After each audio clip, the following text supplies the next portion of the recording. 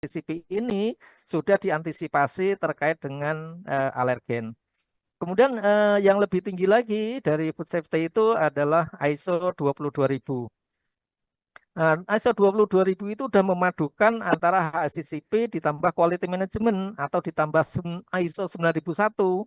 Ya, ini sudah memikirkan terkait dengan sustainability, dengan adanya risk management atau manajemen risiko. Ya, misalnya supplier, ya, supplier itu misalnya diharuskan dua, kalau satu ada masalah sehingga satu lagi bisa suplai, dan itu salah satunya risk management.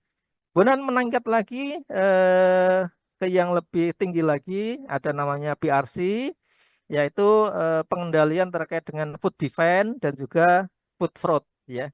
Food defense itu misalnya terkait dengan bioterorisme gitu ya. Jadi pembatasan akses-akses oleh orang, oleh siapa saja yang bisa mengakses ke produksi kita. Misalnya eh, pembatasan akses masuk area pabrik gitu ya. Maka siapapun harus ada izin untuk masuk pabrik misalnya. Atau pembatasan akses ya terkait dengan pipa-pipa yang terbuka, maka pipa terbuka air misalnya ya, bahan baku yang misalnya disimpan di pipa, pipa itu harus terkunci. Atau pembatasan orang bisa masuk ruang produksi atau gudang gitu ya. Ini namanya food defense. Saya pernah mengaudit suatu pabrik ya. Eh, itu sampai saya datang, itu pertama saya harus punya MCU, medical check up, untuk apa, saya itu sehat gitu ya, tidak menularkan penyakit. Itu sudah punya MCU, datang ke sana masih diperiksa oleh dokter lagi gitu. Udah gitu masih diinduksi terkait segala macam hal aturan gitu. Oh, saya ini auditor masih diinduksi segala macam gitu ya, nggak masalah, itu aturannya mereka gitu.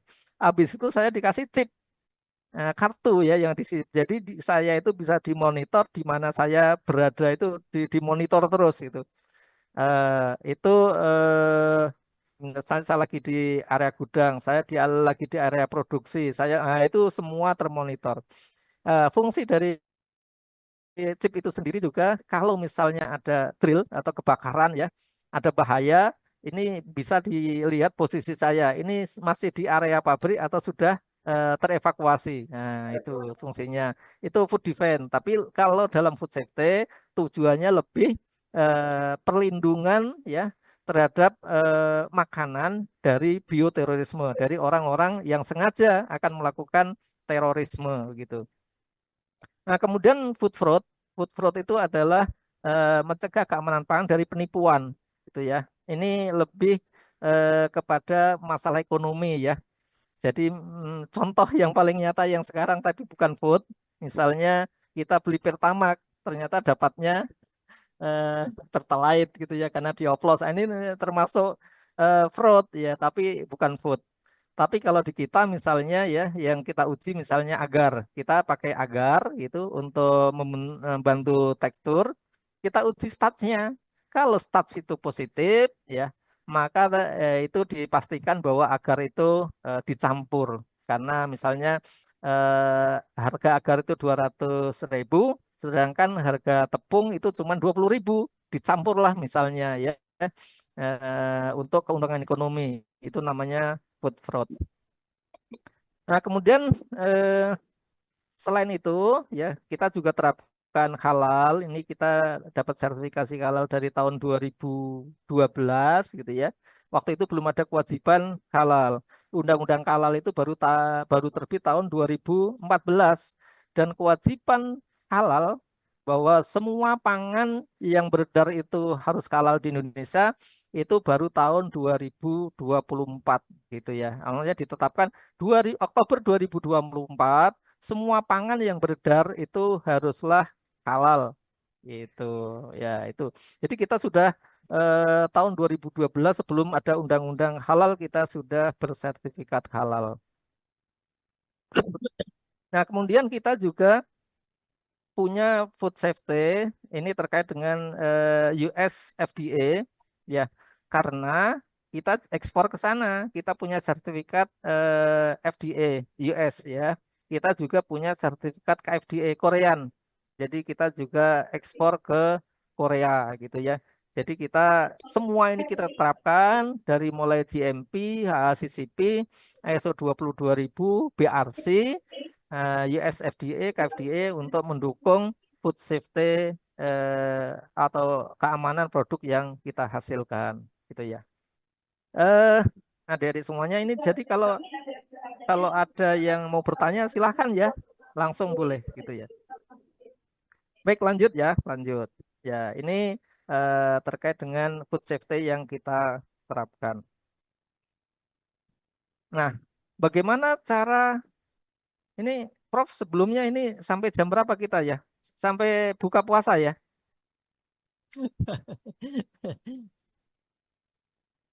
Ya, baik. Sampai Eh, jam 2 Pak Nurholis. Sampai jam 2. Oh, Iya. cepat, cepat sekali ternyata. Saya pikir Oh ya sampai nggak apa-apa lah sampai setengah 3. oke. Saya pikir sampai Iya. sampai buka puasa. Waduh, ngabuburit berarti. Iya. Ya, ya baik. Ini yang pertama ya, yang pertama kita terapkan adalah terkait dengan seleksi supplier tadi ya.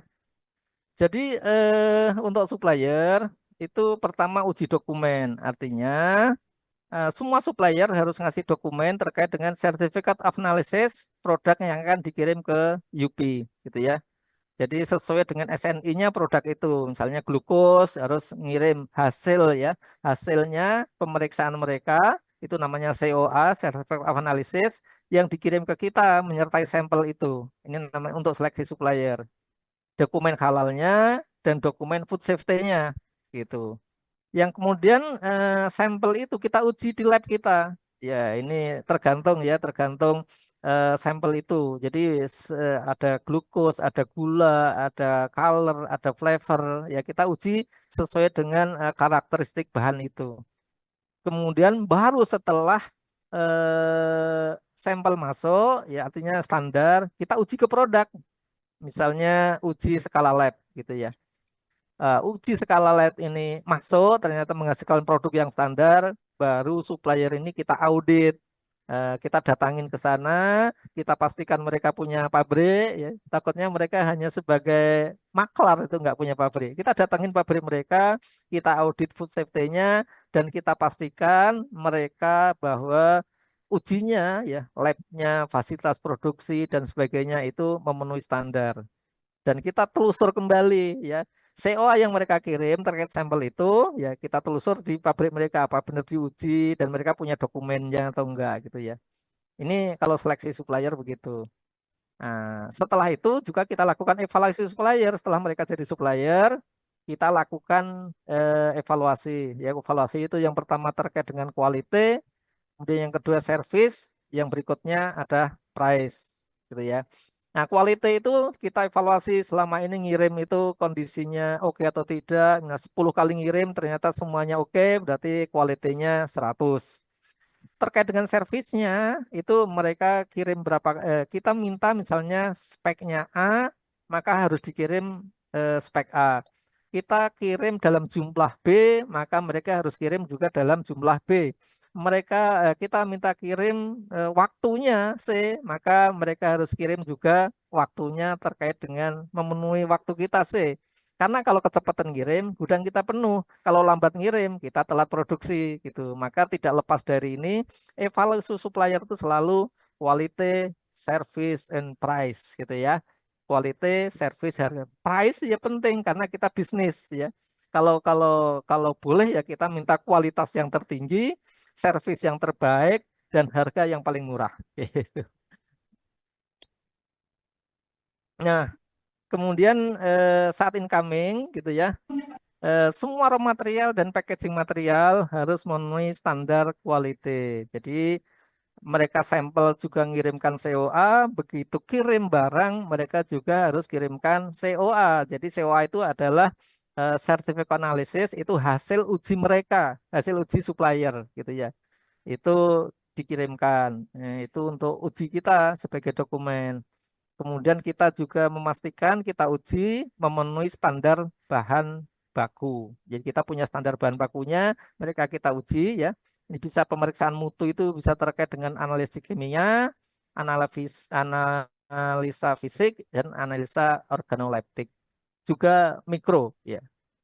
Kemudian baru dari situ kita tentukan ini barang apa, kita simpan di tempat mana. Karena kita punya penyimpanan yang berbeda-beda.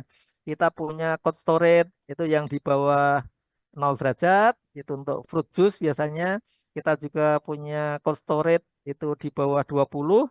Kita punya ruangan AC, ada produk-produk yang mempersyaratkan suhu itu AC, ada juga suhu biasa ya, ambient gitu ya. Kemudian kita juga punya storage tank itu untuk glukos, bahkan kita beri pemanas biar glukosnya tidak kental.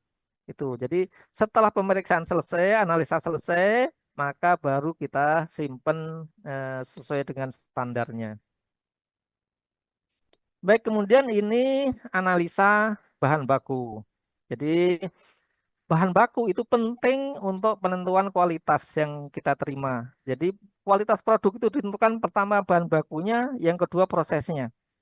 Kalau bahan bakunya bagus, prosesnya standar, maka dijamin produknya juga standar atau bagus. Sama seperti halal.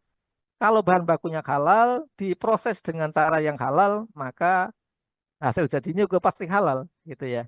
Itu. Nah, bagaimana cara analisa bahan bakunya? Maka kita tentukan ya, yang pertama terkait dengan metode analisa.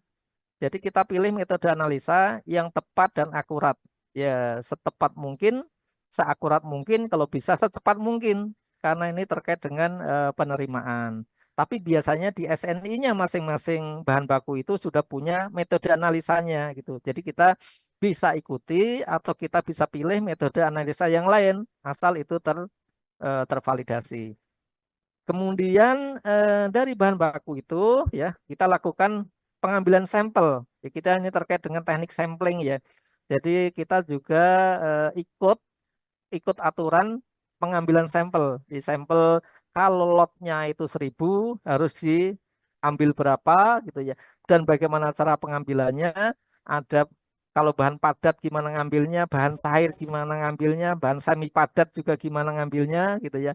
Ini ada pelatihannya sendiri sampai 2 hari ini untuk teknik pengambilan sampel gitu ya. Nah, pengambilan sampel harus tepat, harus mewakili gitu karena ini untuk menentukan rilis ya, diterima atau ditolaknya yang barang yang datang.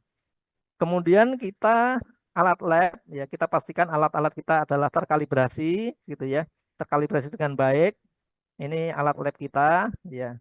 Kemudian bahan analisa itu kadang kita udah persiapkan, tapi jangan sampai bahan-bahan analisa yang memang umurnya sudah lama kita pakai kembali karena mereka juga punya shelf life atau expired date bahan-bahan analisa yang sudah kita siapkan duluan. Dan terakhir, analis. Analis itu harus kompeten gitu. Aduh, siapa yang bisa menjelaskan terkait dengan kompeten? Ini kuis duluan ini. Barangkali ada yang menjawab, apa itu kompeten?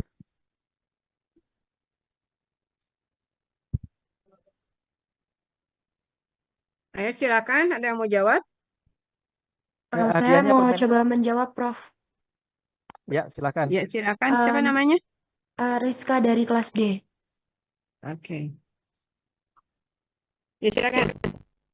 Menurut saya, kompeten itu kemampuan seseorang menjalankan tugasnya dengan baik-baik. Dalam hal ini, analis harus sesuai bidangnya dia dalam melakukan analisis. Oke. Ada ininya apa nih? Ini syaratnya. Karena harus menunjukkan kemampuannya itu ya. Kenapa menunjukkan kemampuan dia? Mampu menguasai dan juga mampu menjalankan analisisnya dengan baik-baik. Oke ya. Jadi ya benar sih mampu. Tapi maksudnya gini itu harus bisa diuji ya, harus bisa diuji untuk membuktikan dia kompeten. Jadi kompeten itu ada 3 syarat. Yang pertama adalah pendidikan, yang kedua adalah pelatihan, yang ketiganya adalah pengalaman gitu ya. Misalnya pendidikan kan dari kami analis persyaratannya berarti